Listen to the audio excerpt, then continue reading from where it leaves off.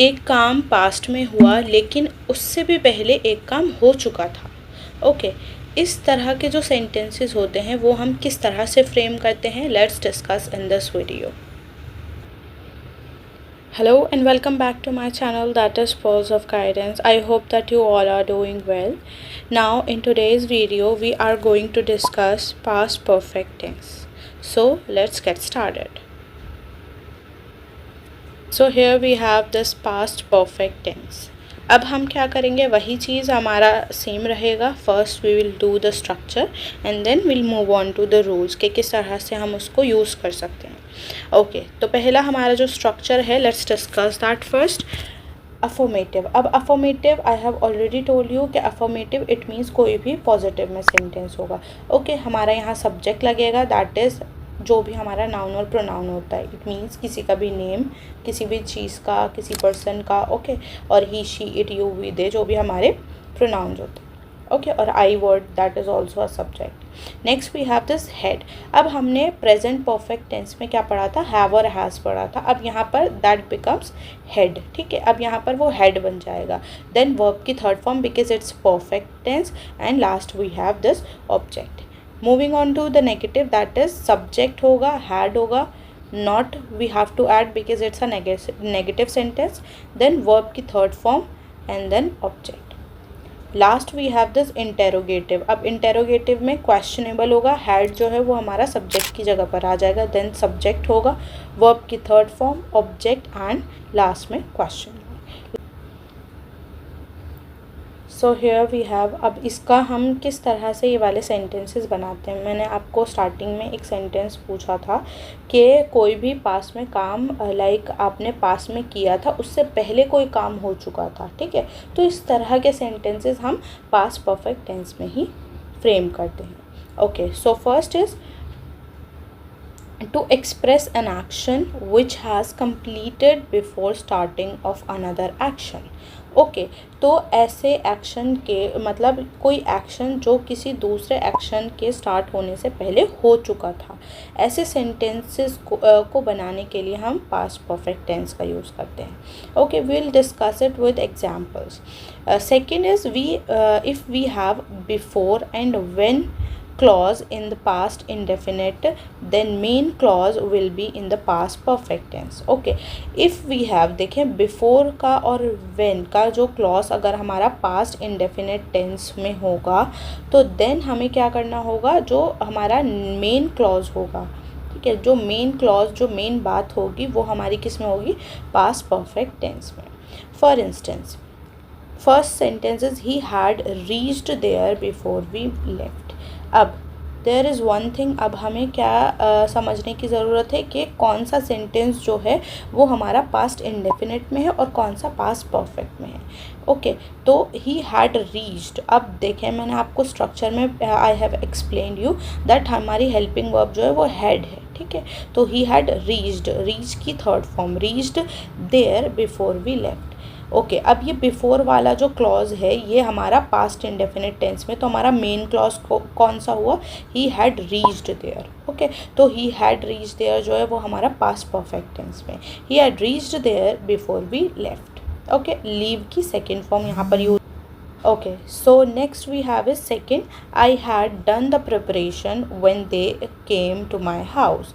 Okay, मैंने preparation जो है मैं वो कर चुका था. ओके, तो I had done that when they came to my house. जब वो मेरे घर आए थे तो मैं उससे पहले मतलब क्या कर चुका था, अपनी प्रिपरेशन कंप्लीट कर चुका था. ठीक है, तो जो सेंटेंस हमारा पहले किसी काम के पूरा होने से पहले हो चुका था तो उसके लिए हम हैड हेल्पिंग वर्ब यूज़ करके वर्ब की थर्ड फॉर्म लगाकर देन पास्ट परफेक्ट टेंस के साथ इसको बनाते हैं. Okay, let's understand with another examples. I can give you some more examples. For example, एक sentence देते हैं, the rain had stopped before we returned home. Okay, बारिश जो थी वो रुक चुकी थी हमारे घर वापस पहुंचने से पहले. ठीक है, हमारे घर वापस पहुंचने से पहले वो चीज़ हो चुकी थी. ठीक है, तो जो बारिश है वो रुक चुकी थी. We can take another example. I had done my exercises when my mother came to see me.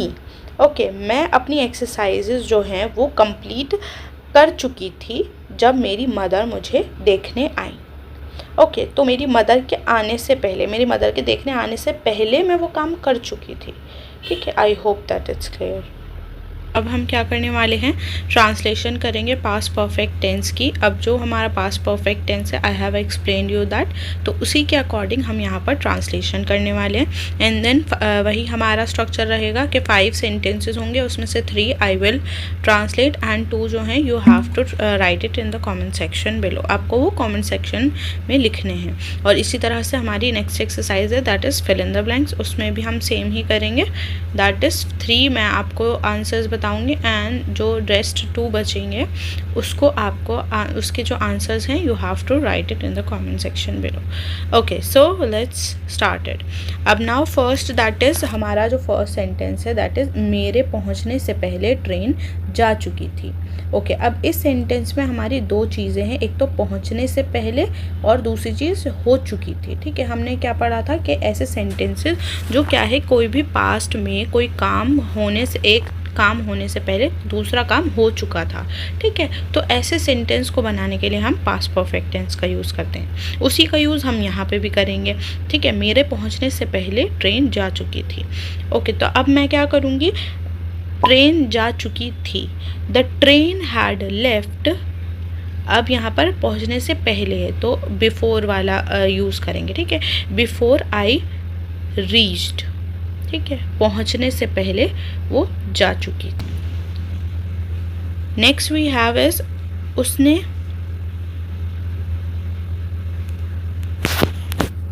उसने अपना काम पूरा नहीं किया था। अब यहाँ पर नेगेटिव सेंटेंस है। ठीक है, उसने अपना काम पूरा नहीं किया था, पास्ट परफेक्ट टेंस में जाएगा और सिंपल स्ट्रक्चर होगा, बस हमारी लाइक सब्जेक्ट होगा, हैड होगा, नॉट लगेगा और थर्ड फॉर्म के साथ object. Okay, he had not completed his work. ठीक है, हैड इसलिए क्योंकि पास्ट का सेंटेंस है और हैड के साथ वर्ब की थर्ड फॉर्म। ठीक है, he had not completed his work. Next is, क्या तुमने उसके आने से पहले खाना खा लिया था। अब यहाँ पर हमारा इंटेरोगेटिव सेंटेंस है। ठीक है, क्या तुमने उसके आने से पहले, ठीक है, खाना खा लिया था। हैव, अब यहाँ पर हैव की जगह आप हैड कर देंगे। ठीक है, because it's a past sentence. तो हैड यू हैड, या इसको आप इस तरह से भी कह सकते हैं, हैड यू ईटन। ठीक है, had you eaten your food. अब उसके आने से पहले, बिफोर ही अराइव्ड। ठीक है, आने के लिए, before he arrived. I hope that is clear. Next is, जब मैं घर पहुंचा वह फिल्म देख चुके थे। ओके, इसका जो आंसर है you have to write it in the comment section below. और नेक्स्ट इज, क्या शिक्षक के आने से पहले छात्रों ने अपना होमवर्क कर लिया था। ये दोनों सेंटेंसेस को आपको ट्रांसलेट करना है with the help of the structure. Now moving on to the fill in the blanks. Okay, so first that is, by the time we reached the station the train dash leave। okay, अब by the time we reached the station, जब हम like station पे पहुँचे जिस वक्त, तो क्या था, ट्रेन जो थी वो जा चुकी थी। ठीक है, तो द ट्रेन हैड यूज़ होगा, देन लीव की जगह लेफ्ट होगा। ठीक है, that is the third form of leave. Okay, okay, next is, she dashed the book before the teacher asked her about it। तो here we have she dash। अब यहाँ पर read जो है that is a helping verb। तो हम क्या करेंगे, इसको हमें सेंटेंस को ये देखना है। हमने ये पढ़ा था, एक रूल हमारा था कि अगर हमारा जो बिफोर और व्हेन वाला क्लॉज है वो पास्ट इंडेफिनिट टेंस में दे रखा है, तो जो हमारा मेन क्लॉज होगा वो किस में होगा, पास्ट परफेक्ट टेंस में होगा। यहाँ पर वही रूल जो है वो अप्लाई होगा। बिफोर वाला सेंटेंस आप देख सकते हैं कि before the teacher asked her about it.